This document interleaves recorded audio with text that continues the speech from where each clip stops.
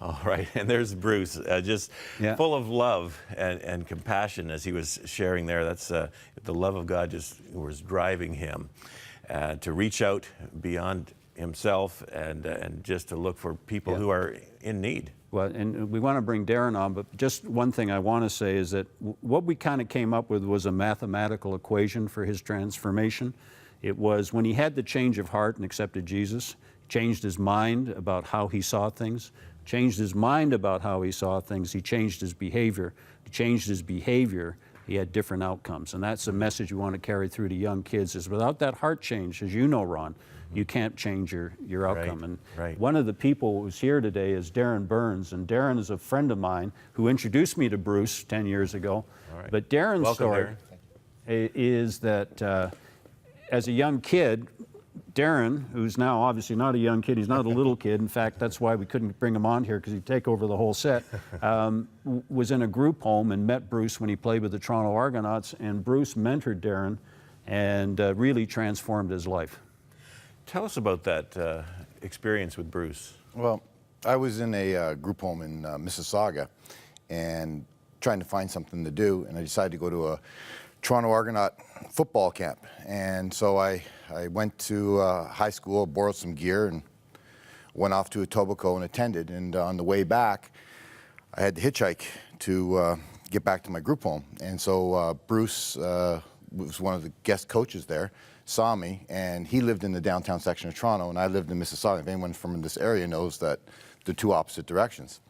So here's this big, black, burly football player driving a black Mercedes, stopping to pick up a skinny little white kid, and said, "Okay, I'll give you a ride." So he took me to my group home and dropped me off. And the next day, I get a knock on my door, and he shows up, and he was, "You lift weight, boy?" I said, "No." I said, "Well, you're going to come with me." So he took me to a gym and started lifting weights, introduced me to lifting weights, and kind of got me focused in a way. I mean, I was always getting in trouble. I mean, as a teenage kid in Mississauga, there's nothing else to do but do that at that time. But he spent the time, and we lifted weights. We went out and ran. We just developed a friendship. When I needed some money or needed to do something, he always made me work. So that there was always I don't know the way to put it, but nothing comes for free. You got to work for everything that you get. So he started to install that to me at a young age, and today I own the fitness center. So So he was almost like a father figure to yeah, you? he became my my mentor, a father. And it's lasted until his death when I did his eulogy. So it was pretty amazing that he took that time to spend with me. And whenever I got in trouble, he was there with the hand and kind of give me a slap on top of the head kind of thing, and say, you got to straighten up and keep going. And it had a huge impact on my life.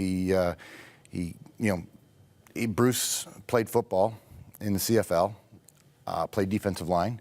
Now you got to remember, I met him, I was like 140 pounds, and now I'm 310. So to grow into being Bruce's size, I'm actually wearing his clothes, his jacket and stuff. It's a little tight, so I think I'm bigger than Bruce. But the fact that I've kind of grown into a lot of him. I played defensive line. His first football team in the CFL was the Hamilton Ticats. I played locally here for the Burlington Braves, and as a junior went to the Hamilton Ticats, played defensive line as a junior.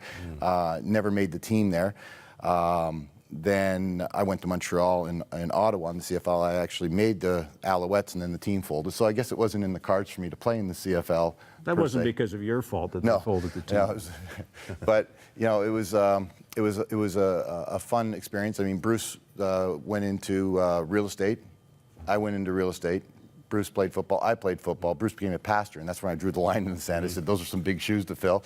But he's always there. He helped me with my relationship with my wife in the sense that I've got 4 great kids. I got a great wife, Jennifer, back home. We went to the Dominican Republic one time, and Bruce always looking out for the best being on me. The plane was delayed at the airport in Puerto Plata, and Bruce goes, "Hey boy, as your child baptized?" I'm like, "No." And we're talking about Dana, our youngest. He says, "Well, we got to do something." So right in the middle of the airport, in front of everybody, he does a blessing of our child, and we had the whole airplane as a witness. And he was always looking out for the best interests of me and my family.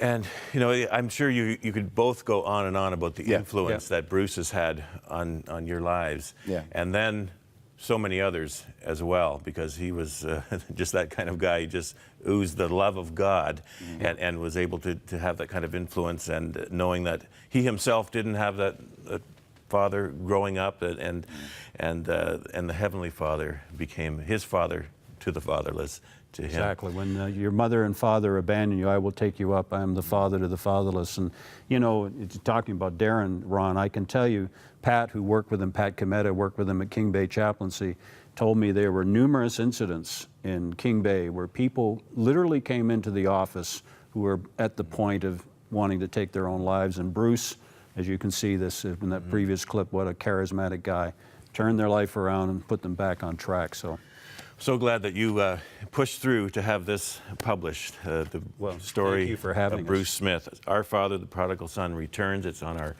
Crossroads e-store. And God bless you as you continue to share Bruce's story. And Phil and Darin, thank you so much for coming in. Thank you for having us. And you know, Bruce will be greatly missed, but his influence continues on for generations. Thanks so much. Thanks.